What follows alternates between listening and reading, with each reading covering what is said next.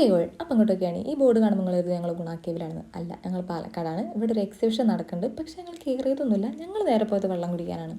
ഈ ചേച്ചി ഞങ്ങളെ കണ്ടപ്പത്തിനെ വിളിച്ചു, മക്കളെ വെള്ളം കുടിച്ചിട്ട് പോകുമെന്ന് പറഞ്ഞു. അങ്ങനെ ഈ ചേച്ചിയുടെ സ്നേഹം കണ്ടുകൊണ്ട് മാത്രം ഞങ്ങൾ ഈ കടയിൽ കയറി വെള്ളം കുടിച്ചു.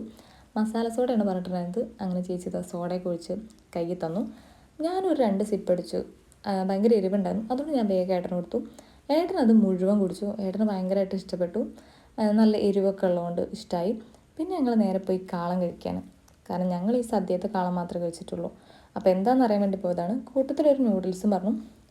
നൂഡിൽസ് മാരകമായ ടേസ്റ്റായിരുന്നു. നല്ല ചൂടും ഉണ്ടായിരുന്നു, നല്ല ക്വാണ്ടിറ്റി ഉണ്ടായിരുന്നു, നല്ല ടേസ്റ്റും ഉണ്ടായിരുന്നു. ഓൾറെഡി എൻ്റെ ഫേവറേറ്റാണ്.